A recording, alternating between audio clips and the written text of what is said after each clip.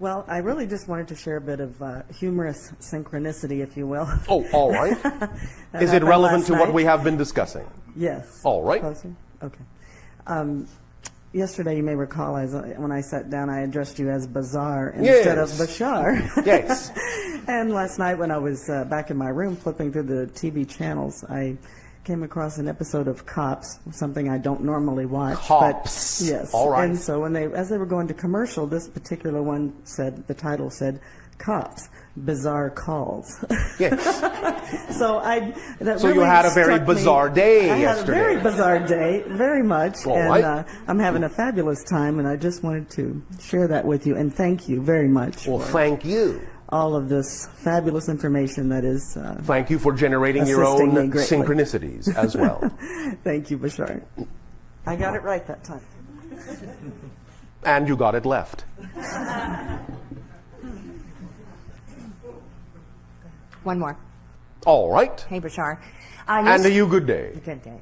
Yesterday we were talking about beliefs and emotions, and, yes. and then a separate subject of motivation. Yes. And on the way here this morning, and actually also yesterday morning, as I was driving to get here, and April was expecting me, and I was running late, and the faster I'd try to go, the later I would get, and I was getting angry. So the more you ran, the more you stayed in the same place. But not only that, All yes, right. not only that, the anger that came up because I was trying so hard and I didn't yes. want to disappoint her. And yes. the anger that came up was compelling me in a sense. The anger was in control. Yes. And I was cussing at drivers. Oh, and all right, how exciting. Okay, all this stuff. So maybe for you, but not for them. So well, you don't know that for a fact, but go on. Well, yeah, you're right. But this morning it was very interesting because after taking that information in from yesterday, yes, I went, okay, where did I choose to you mean you operate? paused? I did. Oh, thank you. I paused. Thank you, and thank you for reminding me that I paused. Yes. I paused and I went, okay, where did I choose to operate in this manner? All Where right. did I choose to go into Yes. this anger?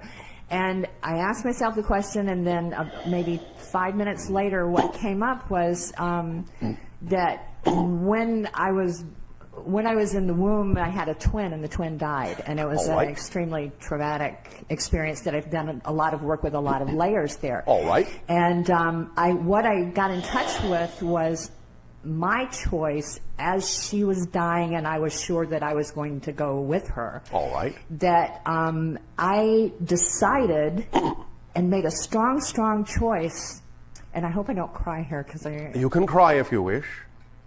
I made a strong choice to get really angry, to call forth all the anger that I could in myself to stay alive. All right. And there was this thought in myself, if I can feel the anger, I'm still alive. All and right. therefore, from moment to moment, I can, in a sense, push myself forward and be alive. Very creative. Yeah, it was creative, except Except I mean, now it you're works. getting tired of it. Exactly. So Because I think by now you've probably caught on to the fact that you're alive. yeah, I'm continuing.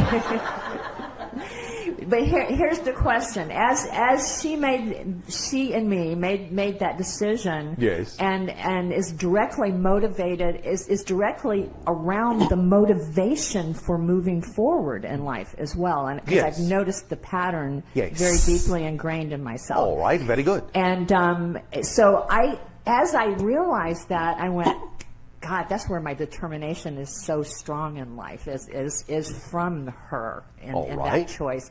And I thanked her for propelling you for forward in life. And for in a sense, who knows, maybe she saved my life. You were both a classic example of a physics experiment. For every action, there is an equal and opposite reaction. So for her, going back into spirit, it pushed you that much harder forward into physical reality. Interesting. Two eternally connected particles spinning off in two directions, always connected no matter how far apart, because space and time are an illusion. So you are exhibiting the idea of quantum connectedness with your twin. Oh, wow, that clears up a lot on that. Woo. Now here's the final. Here's the question. Yes. That was a very strong decision with a lot of power behind it on her part. Yes. And it in has, essence, she actually kicked you into physical reality. My prenatal self, you're saying, right? Yes. Okay. Yeah. Okay. All right. So, and I explained to her on the drive here that determination is very powerful and very wonderful and does not have to be motivated by anger. That you know, here's an Excuse opportunity. me. Yeah. I don't mean to interrupt you, and I know it doesn't show in the channel's body, but I and several others are laughing very strongly right now. Because you said you explained it to her. In actual fact, she explained it to you. But it came through your mouth as a reflection of the fact that you realized it was being explained to you, and so you explained it back. So she could make sure you got it. Oh, so she's like being that reflection until I get it, right? Yes. She's being that as the service, not as a dummy. Yes. God, who's the dummy here? It's really And who's the ventriloquist? This is great. This is great. Right. Where's Jenny? We used to have these monkeys that hung around your neck, and we thought that we were the ventriloquists, but they were really powerful beings, these monkeys. Okay, here's the question about shifting this energy now. Oh, I want to tell you a secret now. Okay. You referred to the idea of these monkey puppets that you've hung around your neck. Yes. And using your imagination that they are actually living beings capable of talking. And here is the classic secret of the idea of ventriloquism and a ventriloquist's dummy. In many cases, obviously, those things are actually devices and tools that allow your higher self to say things that you as a person in your reality would never dare to say. Right. But they actually are saying things that often are really coming from not only your higher self, but your guides, other spirit friends, and so forth. And they had this cute little face, and people would just light up like a Christmas tree. Because it comes in a format they can accept, because in your terminology, it's non-threatening and they can trust it. Yes. It was because it doesn't have an agenda. Right. Just sharing love. Yes. Just sharing love. Which brings me to the question of now this energy that has been deeply patterned, and now I'm seeing it, understanding it, and going, okay. And now you understand that if you're seeing the pattern, you don't have it anymore? I understand that you said that yesterday. I haven't. All right. Well, let that be a beginning. Yes. Do you understand the principle? It's similar to the idea of the forest for the trees saying that you have on your planet. For you to actually see the forest, you have to be standing outside of it. Right. Otherwise, you don't see it as a forest. You only see the trees. If you see it as a pattern, you don't have it anymore. You have to be beyond the pattern to recognize it as a pattern. Okay, but here's the rub. Oh, the rub. All right. I've seen it as a pattern for quite some time, but I had not gotten down to this moment in time where I saw that I could deal with it in this part of that. Yes. In a different way. Yes. And we're talking about motivation. And yes. The motivation is my real question, because that's even, in a sense, more important, is changing the motivation rather from anger motivated, which I'm this wonderful spirit, but don't cross me because I'm going to get violently angry if you get in my way. Ooh.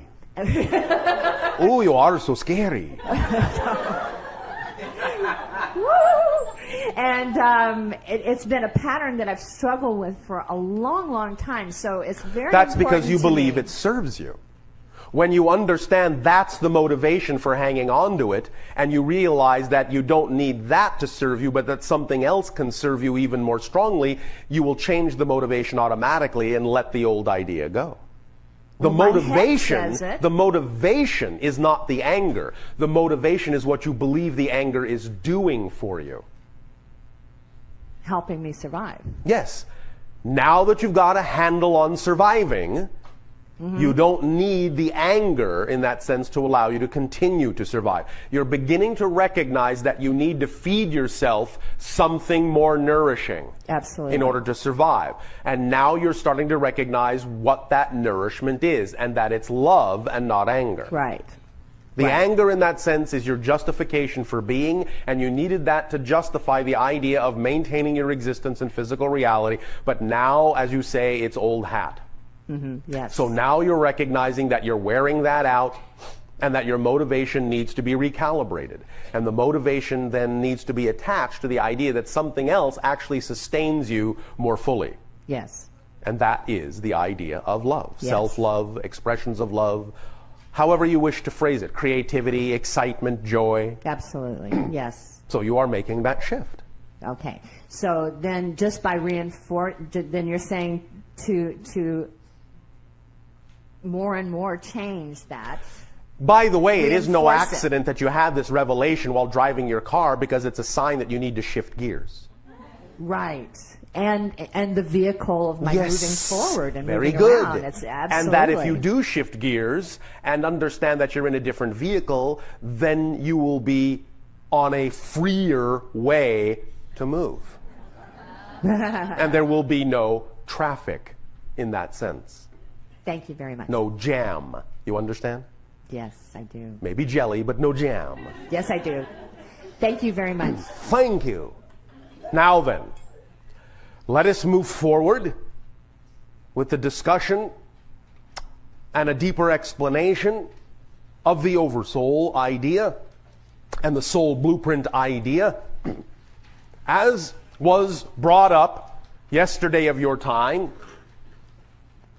with regard to familial relations and how that keys into your soul blueprint pattern. You can look at the chart that was created that has the all that is, oversoul, and individual soul, and the 4 quadrants of ideas and themes that make up the concept of your soul blueprint pattern.